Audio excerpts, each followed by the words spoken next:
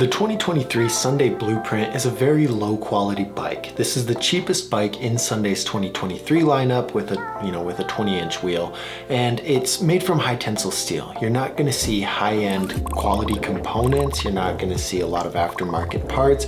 You're going to see a very basic bike with the bare minimum. Now, it is a few steps above a low quality Walmart bike or any department store bike, but it's not the best bike. And I'm sure you know that because you're looking at this bike, you're looking at the price tag. There are a lot of things that go into buying a bike. And my goal here is by the end of the video, you should understand if this bike is right for you. Because while it is a low quality bike, it might be the perfect choice for some of you. There's certain sizes, there's certain weight limits, there's a lot of things that you need to consider when you're buying the bike. So we're gonna go through everything about this bike and I'm gonna fill you in and help you make that decision. Let's get right into it. The Sunday Blueprint's gonna cost you $389. The Sunday Blueprint's gonna weigh 26 pounds. Everything on this bike, for the most part, is fully upgradable and fully customizable. And this is gonna give you the freedom to replace different parts with aftermarket parts to build yourself a pretty sweet custom bike.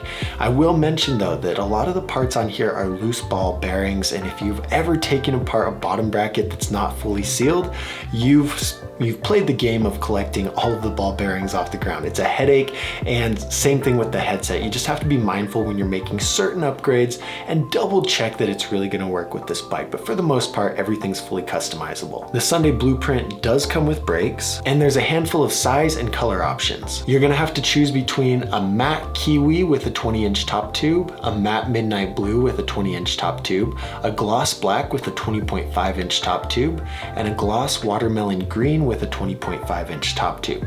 So the sizing that I mentioned earlier, there are two different size options with the Blueprint. There's a 20.00-inch top tube, and generally this is best for riders who are 5 foot, who are in between 5 foot and 5'3". If you're outside of those heights, you can still ride this bike, but it's gonna feel a little bit different. Google Dougsterbob size guide to read my size guide and understand how a bigger height or a smaller height is gonna affect how this bike handles. The other top tube size is a 20.5-inch option, and this is a very common top tube size. I'd say 70% of all BMX bikes come in this top tube size, and this size is gonna be best for riders who are between 5'6" and 5'9".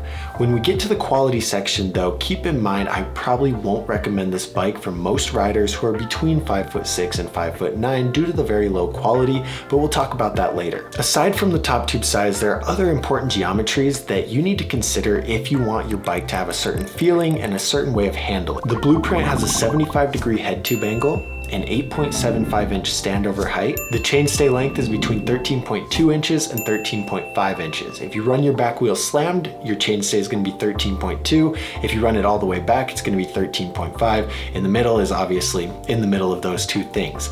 And the bottom bracket height is going to be 11.5 inches. To give kind of my opinion on this geometry, it's very standard for the most part. The two things that caught my eye is the 8.75-inch standover height. This is a 1/4 of an inch smaller than what I would consider an average standover height. This is good because the riders that should be riding this bike are fairly small, and they're going to appreciate the 8.75-inch standover height. Now, on the contrary, the chainstay length is fairly long in my opinion. This is a pretty long chainstay length, and what this is going to do is it's going to make it harder to maneuver the bike. The back end's going to be more stable and more slow. It's not going to be very responsive.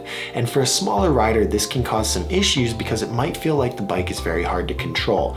And I don't want new young riders to get discouraged because of how that bike feels. And so if you get the Blueprint and you're like, man, it's so hard to manual, that is probably why, and you might want to consider a smaller bike with something under 13 inches for the chainstay. There are a couple part geometries I just want to touch on real quick. The crank arm lengths are 160 millimeters. This is the smallest crank arm length that you're going to find on a complete BMX bike. And again, this is great for those smaller riders who should be riding the bike. For someone who's 5 foot or 5'3", they're going to appreciate how the 160 millimeter cranks feel. If you're over 6 foot and you get on this bike, it's going to feel terrible for you, but you shouldn't be on this bike anyway. So let's talk about the quality of the bike. The frame is fully high tensile steel. The bars are fully high tensile steel.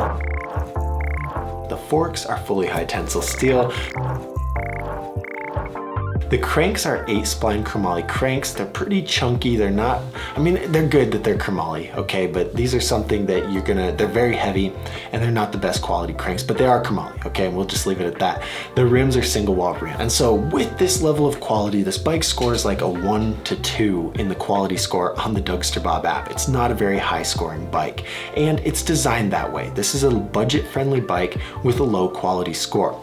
Now, I want to just touch on the weight limit that I'm going to give this bike. I'd say you shouldn't be riding this bike if you weigh over 130 pounds. If you're under 130 pounds, you don't weigh enough, and chances are you're not going to put enough pressure on the bike to cause damage to these low quality high tensile steel parts. If someone like me who weighs over 200 gets on this bike, I'm going to have a very bad time. And so when I push bikes to people, it's not because I want you to buy the most expensive bike. If you're 5 foot and you weigh under 130 pounds, you're gonna be chilling riding this bike. You're gonna like it, it's got cool colors, you're gonna be chilling. But if you're bigger and you get on this bike, you're gonna have a terrible experience with it. Trust me on this. You don't wanna buy 4 of these bikes before you understand how right I am, okay? We'll just leave it there. So if you do have the Sunday Blueprint, it's gonna be best to upgrade the wheels and the bearings all around. Unsealed bearings are something that you see on very low quality bikes, and we've got an unsealed bottom bracket, unsealed headset, unsealed front wheel, unsealed back wheel, so it'd be good to upgrade those parts. What happens with unsealed components is they just don't last very long. And when you're riding, when you're progressing, when you're learning tricks, you want your bike to roll as smoothly as possible. Otherwise, it feels like you're driving a tank down the sidewalk, okay? It's not a very fun feeling. It's much smoother to ride a bike down a sidewalk and not a tank that's clunking around like this. So keep an eye on that. That's the first upgrade I would do. The second upgrade I would do is the tires. Generally, when you upgrade tires, buy something like the Demolition Momentums. They're lightweight tires and they roll super smooth. A lot of people overlook how important tires are as an upgrade because they don't think so much about it. But when you upgrade your tires, you're gonna save a lot of weight and it's gonna change the way your bike feels, like I can guarantee it. And then the third thing I'd change here would probably just be something a little bit more higher quality, like the wheels if you didn't do the wheels with the bearings, or just get some new forks or some new handlebars. Really slowly over time, if this is the bike you get, you're gonna ride, you're gonna progress, and things are gonna start to break. And you're gonna make upgrades one by one. I had the exact same experience. I had a DK reaction bike, all high tensile steel, way too small for me. And I rode, and then one day I bent my handlebars, and I was like, oh man. So then I bought some new handlebars, and then I bent my forks, and so I bought some new forks. And 8 months of doing that, I had a pretty much custom bike, and that's kind of what the Blueprint is. The alternative is something like the Sunday Soundwave, where it's already a fully custom bike that costs $1,000 more than the Blueprint. And if you get a bike like that, you're not going to be doing the breaking and upgrading game. A bike like the Blueprint is kind of designed to start you out into BMX, help you get going, and then upgrade parts as you go. Now, I do just want to mention real quick that if you thought this was the right bike for you, and then I was like, nah, it's not the right bike for you, click this link up here on the screen and request a free bike recommendation. I just need a little bit more information about you, and I can find you 3 bikes that are absolutely perfect for you. The Blueprint might not be on the list, or it might be on the list. I don't know. You've got to tell me about yourself so I can find you 3 perfect bikes. It's super easy to do. Let me know in the comments what you think about the Sunday Blueprint and which bike I should review next. Thank you guys so much for watching. Oh, and don't forget to look at all the helpful links down in the description. I've designed so many tools, like a Dougsterbob app that's on the App Store, a free bike recommendation, links to a bunch of helpful videos, and so much more down there in the description.